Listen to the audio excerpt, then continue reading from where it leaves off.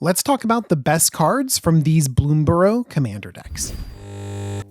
Hey everyone, my name is DJ. This is the Jumbo Commander YouTube channel, and Bloomburrow is coming out soon. And these commander decks look so adorable.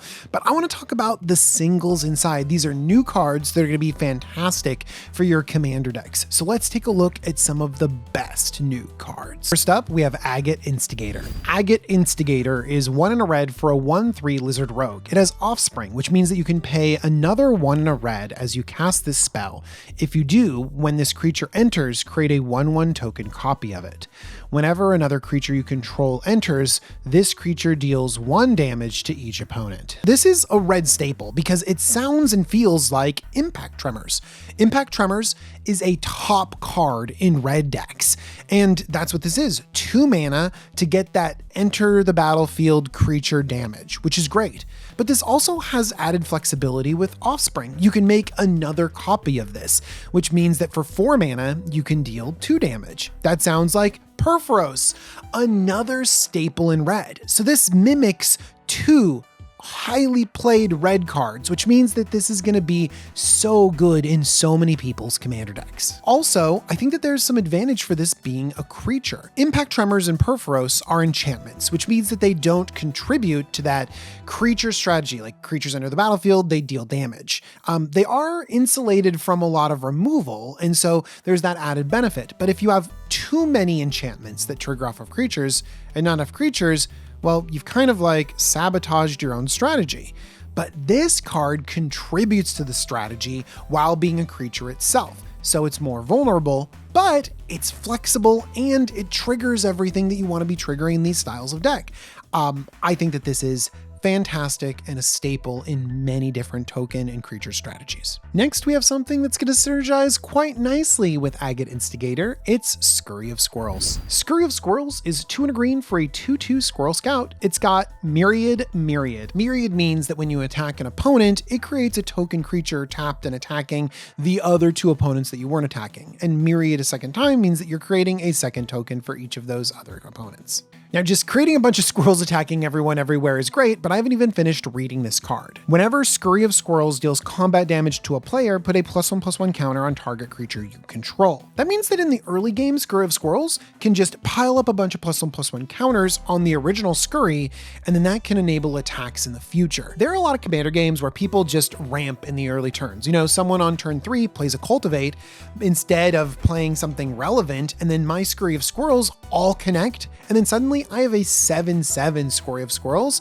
that just can attack even more and create even more squirrels and spread even more counters around. I just slotted Scurry of Squirrels into my Felix 5 Boots deck, and it's going to perform amazing. All right, my next card is the hot take of this top list. It's Perch Protection. Perch Protection is 4 white for an instant, gift an extra turn. You may promise an opponent a gift as you cast a spell. If you do, they take an extra turn after this one. Create 4 2/2 blue bird creature tokens with flying. If the gift was promised, all permanents you control phase out, and until your next turn, your life total can't change, and you gain protection from everything. Exile Perch Protection. All right, gifting an extra turn is like a huge gift. It's an over-the-top gift. It might be too much. So let's evaluate this card first as a token creator. I actually prefer my token creators to be a little bit more flexible. I'd rather have a Secure the Waste or Finale of Glory than Perch Protection because I can play that on 3 or 4. If I want birds, Migratory Route does a good job, and I really do like this card because it can be a land if I need to. The other alternative that gets you flyers is Blot Out the Sky, but again, we're seeing a really strong rate with Perch Protection. Also, being instant speed is pretty good too. A lot of the cards that I mentioned are sorceries, which means that everything that you're doing is telegraphed and you don't have interaction up. So I'd think about playing this in token decks, bird decks, flying matters decks, things like that. But let's talk about the way more interesting aspect, which is gift an extra turn, because that's where I feel like this card has the potential to be incredibly strong. If there's a player at the commander table that is so far ahead of everyone else, you need powerful effects to rein them back in. And giving another opponent an extra turn to deal with that problematic player can be just what you need. And so this can get you the birds, the protection from something going on. You could just get yourself out of the game like a Teferi's protection, but it can also equalize the playing field. it could also get you just a huge favor. Like, what would you give me if I just gave you a whole extra turn? Not only would you promise not to attack me because I'm already immune during that turn, hopefully you'd promise some big stuff. So not only are you getting the 2/2 birds, great. Not only are you maybe equalizing the battlefield by letting someone claw their way back into a game or take down someone that's too high, but you're also getting all of that favor equity too. This just lets you make big political plays, and it might be a hot take, but I'm going to play it and I think it's going to perform incredibly well. All right, the next card I want to talk about is Jacked Rabbit. Jacked Rabbit is X 1 white for a 1/2 rabbit warrior. It has Ravenous, which means this creature enters with X +1/+1 counters on it.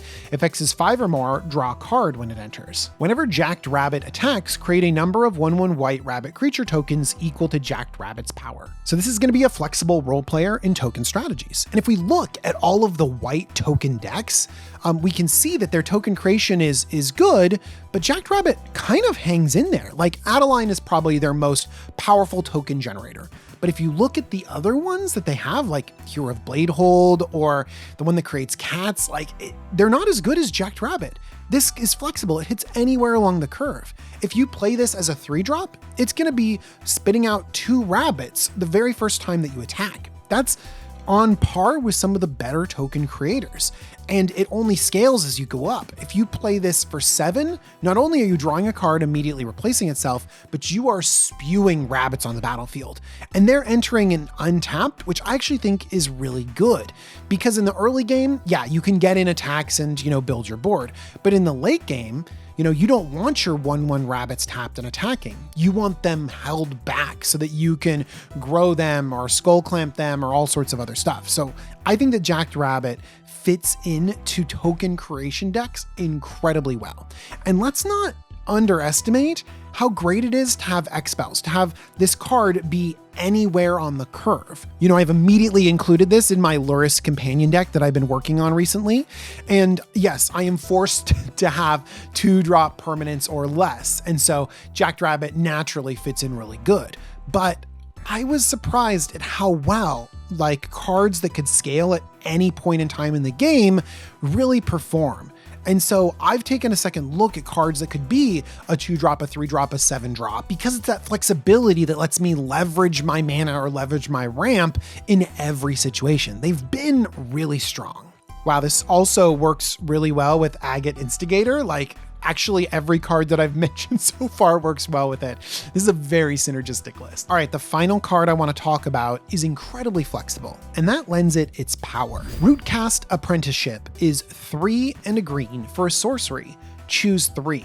You may choose the same mode more than once. Put 2 +1/+1 counters on target creature. Create a token that's a copy of target token you control. Target player creates a 1/1 green squirrel creature token, and target opponent sacrifices a non-token artifact. Some of these modes can be a little bit underwhelming unless you're in the right situation. For example, creating a copy of a creature token, if it's like a squirrel, is not that good. Similarly, 4 mana for 3 1/1 squirrels is fine, but that's not commander strong. And you need to have +1/+1 counter synergies to want all of those counters for a 4 mana sorcery. So you need to be in the right deck for many of these modes. But one of the things that I feel saves this card tremendously is the last one. Target opponent sacrifices a non-token artifact. And the reason why is because I need cards in my decks that answer the One Ring. The One Ring being indestructible is crazy. And all of my traditional, elves or ETB creatures that destroy just don't cut it anymore. And so I need a way to have a flexible card that answers the One Ring, or else I'm just going to get buried by their card advantage. I love that you can select the same mode more than once. So if they have a Soul Ring on the battlefield and the One Ring, suddenly I make them sacrifice 2 artifacts. See, this is a solution for a problem that I see all over the place at all the commander tables that I'm playing at, which means that this deserves a look. And so if I'm already playing a +1/+1 counter strategy, if I'm already going to be creating some really cool tokens, then this has synergy with my existing strategy, but then also just goes after those One Rings that drive me crazy. You could also create 3 squirrels and have it deal 6 damage with Agot Instigator, which turns out to be the bomb of this entire list.